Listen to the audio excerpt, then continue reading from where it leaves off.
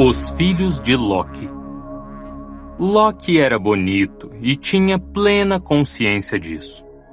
Todos queriam gostar dele, acreditar em sua conversa, mas o melhor que se podia dizer a seu respeito é que ele era irresponsável e autocentrado, e o pior, que era perverso e maligno. Loki desposou uma deusa chamada Sigyn, que era feliz e bela quando Loki a cortejou e eles se casaram, mas que depois disso sempre parecia aguardar más notícias. Sigyn lhe deu um filho, Narvi, e outro pouco depois, Vali. Às vezes, Loki sumia por muito tempo, e nessas ocasiões, Sigyn sempre parecia estar à espera das piores notícias possíveis. Mas seu marido sempre voltava para casa, evasivo e parecendo bastante culpado, mas com um ar de quem, na verdade, estava muito orgulhoso de si mesmo. Foram 3 as vezes em que ele partiu, e 3 as vezes em que, depois de um tempo, ele voltou para Asgard. No último retorno de Loki, Odin o convocou. "Tive um sonho", comentou o velho deus caolho. "Você tem filhos?" "Eu tenho um filho, Narvi. É um bom menino, mas devo confessar que nem sempre dá ouvidos ao pai. E tenho outro filho, Vali, que é obediente e comedido." "Não eles. Você tem 3 outros filhos, Loki. Você anda escapulindo para passar os dias e as noites na terra dos gigantes do gelo e se encontrar com Angbodda, a gigante. E com ela você teve 3 filhos. Vi isso durante o sono. E minhas visões dizem que eles serão os maiores inimigos dos deuses no tempo que está por vir." Loki nada respondeu. Tentou se mostrar envergonhado, mas só conseguiu parecer satisfeito consigo mesmo. Odin convocou os deuses, liderados por Tyr e Thor, e disse que iriam fazer uma viagem para uma área distante de Jotunheim, a terra dos gigantes, e trazer os filhos de Loki para Asgard. Os deuses viajaram para Jotunheim, onde encontraram inúmeros perigos até chegarem à fortaleza de Angbodda. A gigante não os esperava e deixara os filhos brincando sozinhos no grande salão. Os deuses ficaram chocados quando se depararam com os filhos de Loki e Angbodda, mas não se detiveram. Capturaram as crianças, levando consigo a mais velha entre eles, presa ao tronco nu de um pinheiro. Amordaçaram a segunda e passaram uma corda em torno de seu pescoço, feito uma coleira, e a terceira caminhava junto deles, sombria e perturbadora. Aqueles que avançavam à direita da terceira criança viam uma bela moça, enquanto os da esquerda sempre desviavam o olhar, pois viam uma garota morta, com a pele e a carne negras e pútridas. "Você também reparou?" perguntou Thor a Tyr no terceiro dia da viagem de volta pelas terras dos gigantes do gelo. Haviam acampado em uma pequena clareira para passar a noite, e Tyr acariciava o pescoço peludo do segundo filho de Loki com sua grande mão direita. "No quê?" "Os gigantes. Eles não estão nos seguindo. Nem mesmo a mãe dessas criaturas veio atrás de nós. É como se quisessem que levássemos os filhos de Loki para longe de Jotunheim." "Que bobagem!" retrucou Tyr, mas sentiu um calafrio ao dizer essas palavras, mesmo com o calor da fogueira. Após 2 dias de viagem árdua, os deuses enfim chegaram ao salão de Odin. Esses são os filhos de Loki, anunciou Tyr sem rodeios. O primeiro dos filhos de Loki, ainda amarrado ao pinheiro, já estava maior do que o tronco ao qual fora preso. Seu nome era Jormungand, e ele tinha a forma de uma serpente. Ele cresceu muito durante os dias em que viajamos para cá, explicou Tyr. Cuidado! Alertou Thor. Ele cospe um veneno negro nocivo. A serpente cuspiu esse veneno em mim, mas errou. Por isso, amarramos sua cabeça à árvore desse jeito. É uma criança, observou Odin. Ainda está em fase de crescimento. Vamos mandá-la para onde não possa machucar ninguém. Odin levou a serpente para a beira do mar, além de todas as terras, o mar que circunda Midgard. Bem ali, na orla, liberou Jormungand e observou enquanto a criatura deslizava e mergulhava por sob as ondas, serpenteando para longe. O pai de todos observou Jormungand com seu único olho até a serpente desaparecer no horizonte, e se perguntou se tinha feito a coisa certa. Não sabia. Fizera como seus sonhos haviam lhe ordenado. Mas sonhos sabem mais do que revelam, até mesmo para o mais sábio dos deuses de Asgard. Dali, a serpente cresceria sob as águas cinzentas do oceano do mundo, aumentando de tamanho até circundar a terra. Jormungand seria então conhecido como Serpente de Midgard. Odin retornou ao grande salão e ordenou que a filha de Loki se aproximasse. Olhou fixamente para a menina. Do lado direito do rosto, a face era branca e rosada, o olho do mesmo tom de verde dos de Loki, os lábios cheios e carmesins. Do lado esquerdo, a pele era manchada e estriada, com marcas inchadas da morte. Havia um olho cego e podre, pálido e sem vida, e a boca sem lábios estava murcha e repuxada sobre dentes marrons. Qual é o seu nome, menina? Perguntou o pai de todos. Se o nome for de seu agrado, pai de todos, me chamam de Hel. Uma criança educada? Observou Odin. Preciso reconhecer. Hel não respondeu. Apenas o encarou com seu único olho verde, penetrante como uma lasca de gelo, e com seu olho branco, embotado, destruído e morto. Odin não viu medo nela. Você está viva? Ou é um cadáver? Eu sou apenas eu mesma. Hel, filha de Angbodda e de Loki. E gosto mais dos mortos.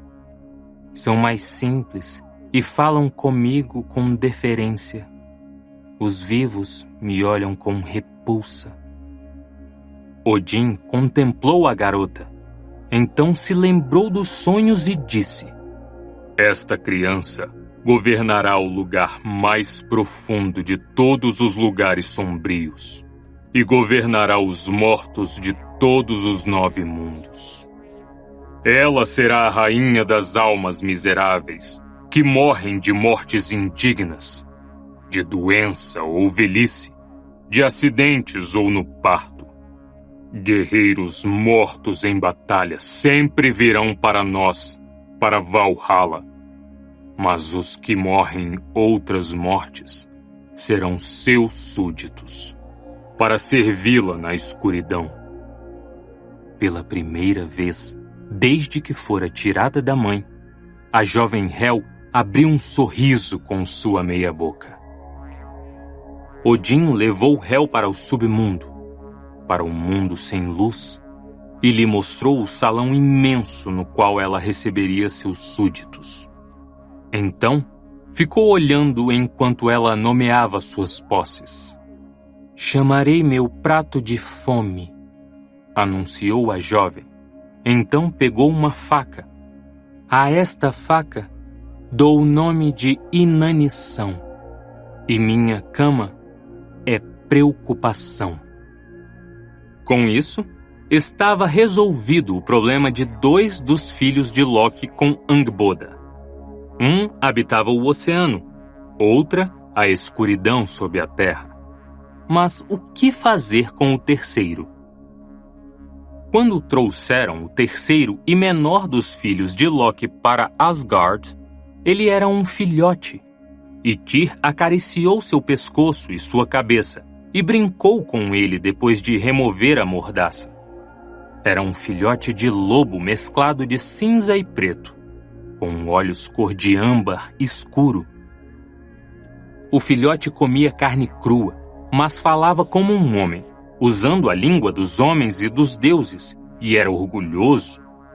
A pequena fera se chamava Fenrir. Fenrir também crescia depressa. Um dia, estava do tamanho de um lobo adulto. No dia seguinte, do tamanho de um urso das cavernas.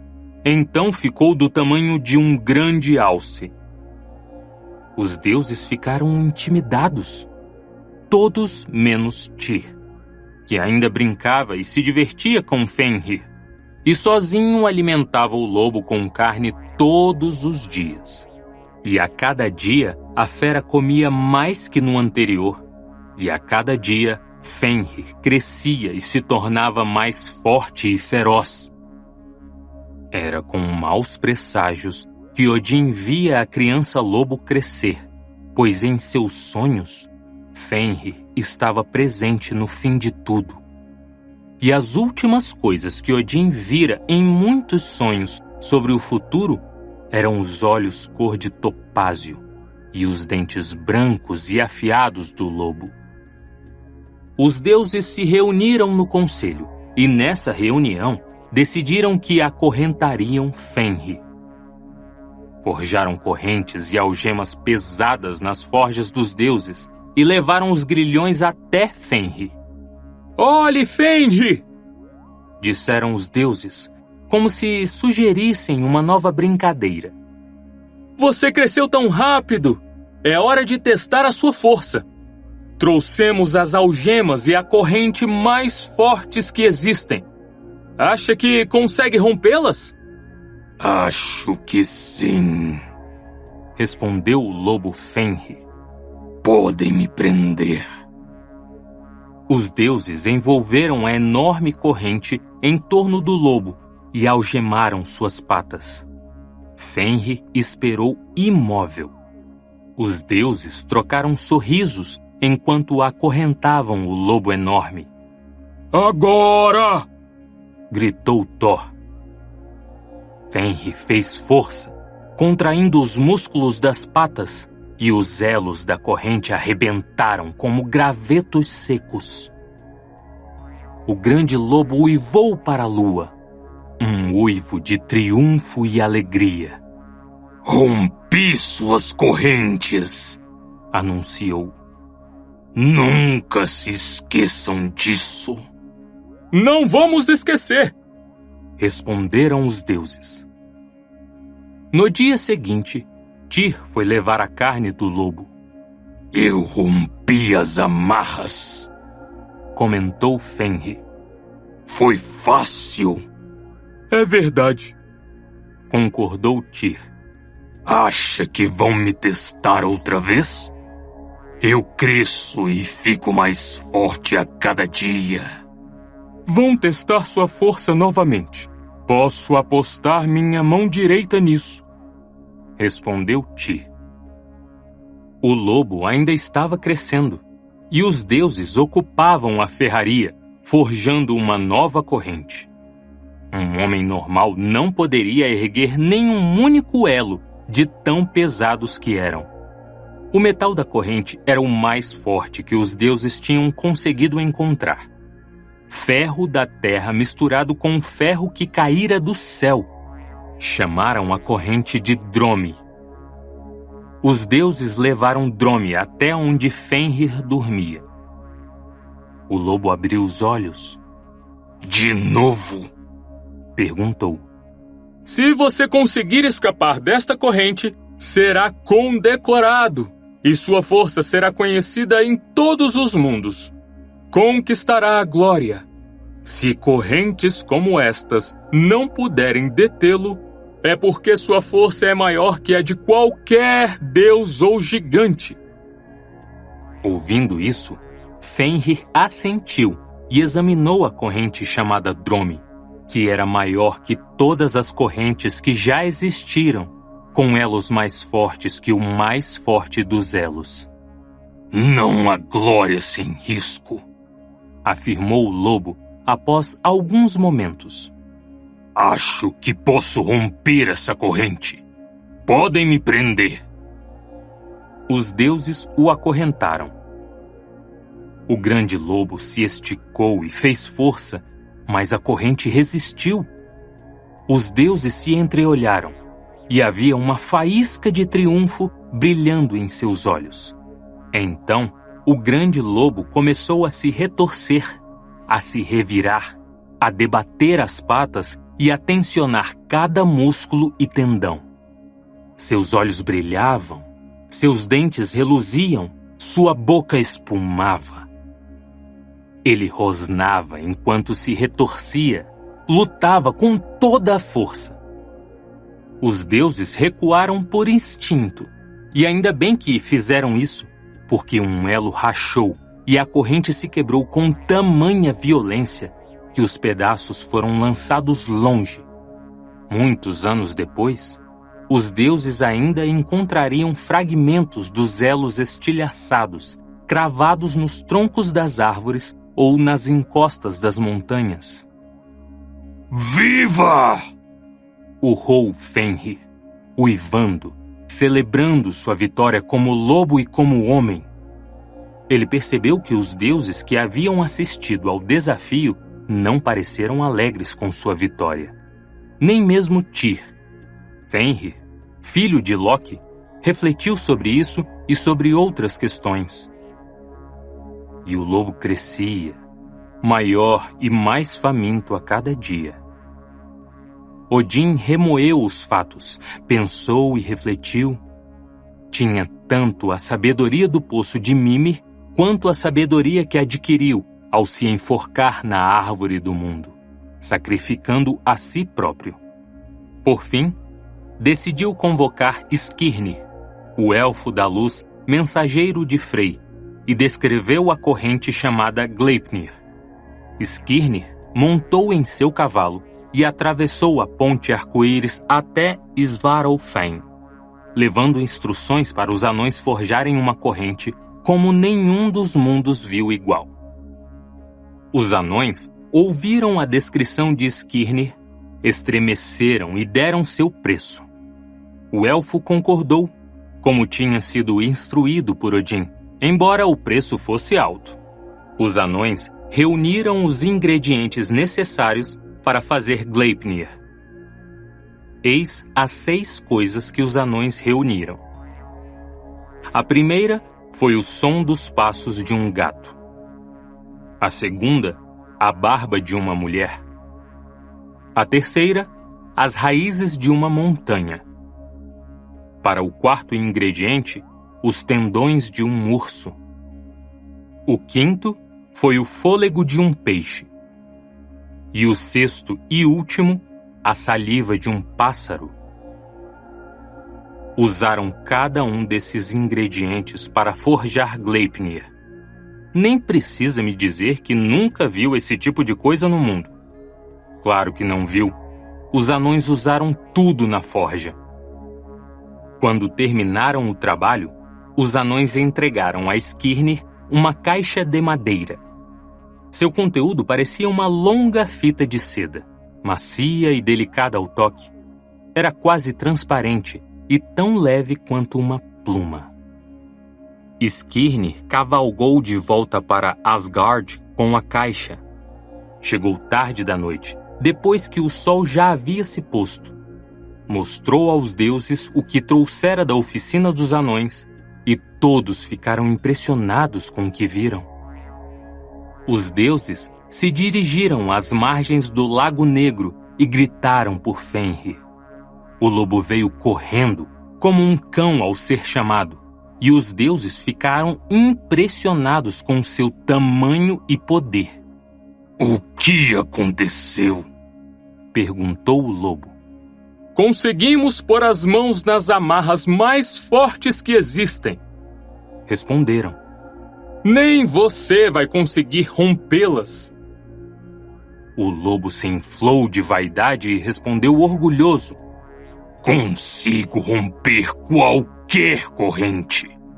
Odin abriu a mão, exibindo Gleipnir, que reluzia ao luar.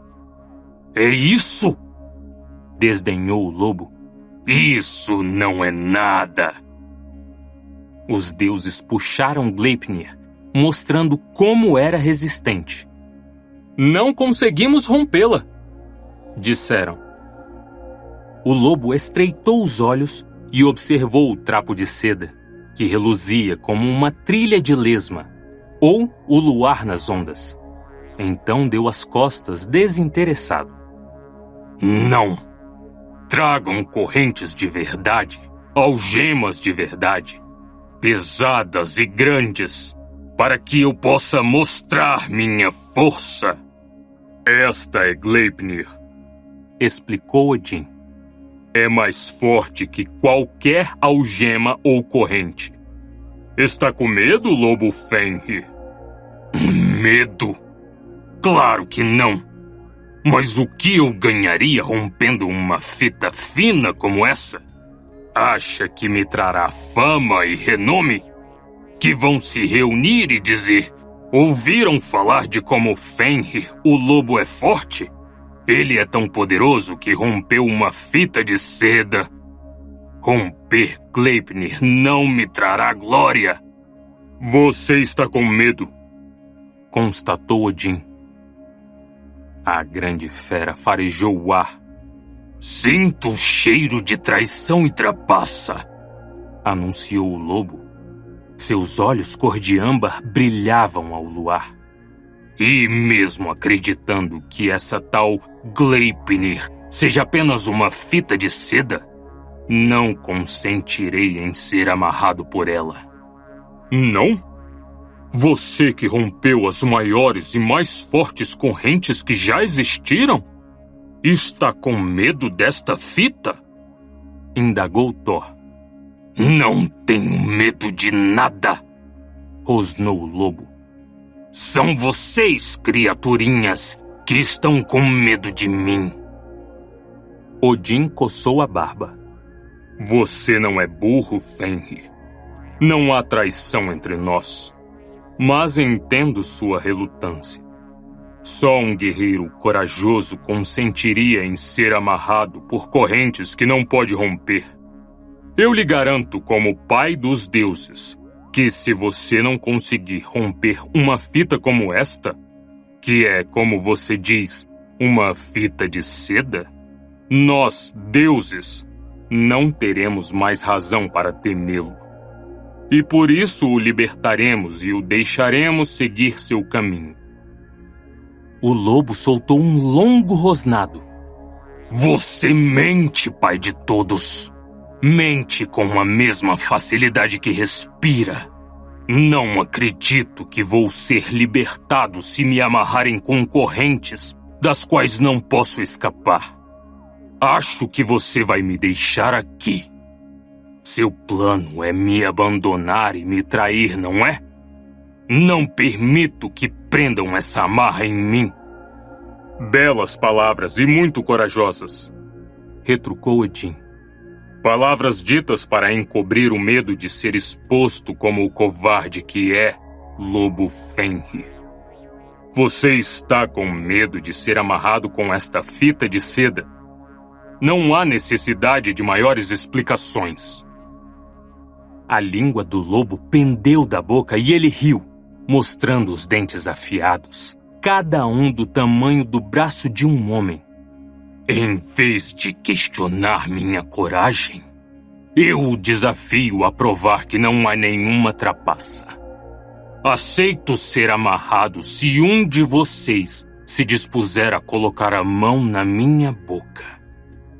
Vou fechar os dentes de leve, mas não vou morder.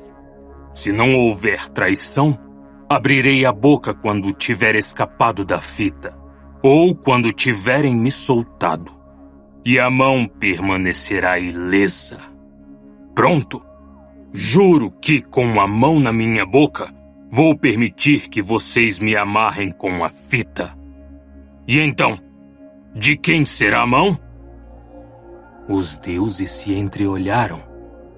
Balder se voltou para Thor, Heimdall para Odin e Vili para Frey, mas nenhum deles se moveu. Então Tyr deu um suspiro, adiantou-se e ergueu a mão direita. Eu vou botar a mão na sua boca, Fenrir. Fenrir deitou-se de lado e Tyr pôs a mão direita em sua boca, como fazia quando Fenrir era filhote e os dois brincavam juntos. Fenrir fechou os dentes com delicadeza até prender a mão de Tyr pelo pulso sem machucar a pele. Então, fechou os olhos. Os deuses o amarraram com Gleipnir. Uma trilha de lesma reluzente envolvia o enorme lobo, amarrando suas pernas e o imobilizando. Pronto, anunciou Odin. Agora, lobo Fenrir, rompa as amarras. Mostre-nos como você é poderoso. O lobo se esticou e se debateu. Empurrou e tensionou cada nervo e músculo, tentando arrebentar Gleipnir. Mas, quanto mais lutava, mais difícil parecia se soltar, e a cada movimento a fita reluzente ficava mais forte. A princípio, os deuses sorriram. Depois, riram. Por fim, quando tiveram certeza de que a fera estava imobilizada e que não corriam perigo, os deuses gargalharam. Só Tyr ficou em silêncio. Ele não riu. Sentia a ponta afiada dos dentes de Fenrir contra seu pulso, a umidade e o calor da língua do lobo em sua palma e em seus dedos. Fenrir parou de lutar. Ficou ali, imóvel. Se os deuses fossem soltá-lo, seria naquele momento. Mas os deuses apenas riam mais e mais. As gargalhadas ribombantes de Thor, mais altas que um trovão, misturavam-se à risada seca de Odin e ao riso musical de Balder. Fenrir olhou para Tyr, que o encarou com bravura. Então o deus fechou os olhos e assentiu. Vá em frente, sussurrou. Fenrir arrancou a mão de Tyr. O deus não emitiu nenhum som. Apenas envolveu o coto da mão direita com a esquerda e apertou com toda a força que tinha, reduzindo o jorro de sangue a um filete. O lobo observou os deuses amarrarem uma das extremidades de Gleipnir a uma pedra tão grande quanto uma montanha, para então aprenderem bem. Depois observou enquanto os deuses pegavam outra rocha e a usavam para martelar a pedra ainda mais fundo na terra, mais fundo que o mais profundo dos oceanos. Odin, seu traidor! Gritou Fenrir. Se não tivesse mentido, eu teria sido amigo dos deuses. Mas seu medo o traiu. Vou matar você, pai dos deuses. Vou esperar até o fim de todas as coisas. Então vou devorar o sol e devorar a lua. Mas meu maior prazer será matá-lo. Os deuses tomaram cuidado para não se aproximar das presas de Fenrir. Mas enquanto trabalhavam para afundar ainda mais a rocha, o lobo girou o corpo e tentou mordê-los. O deus mais próximo teve a presença de espírito de enfiar a espada no céu da boca de Fenrir. O cabo da espada ficou preso na mandíbula da fera, mantendo sua boca aberta, impedindo-a de se fechar. O lobo soltava rosnados inarticulados e saliva escorria de sua boca, formando um rio. Quem não soubesse que se tratava de um lobo, pensaria que Fenrir era uma pequena montanha com um rio correndo da boca de uma caverna. Os deuses deixaram o lugar onde o rio de saliva corria silenciosamente até o lago escuro. Quando se afastaram o bastante, riram mais, dando tapinhas nas costas uns dos outros, e abriram o grande sorriso de quem acredita ter agido com muita esperteza. Tyr não sorriu nem riu. Ele enrolou um pano no coto e caminhou ao lado dos deuses de volta para Asgard, mantendo seus pensamentos para si. E esses eram os filhos de Loki.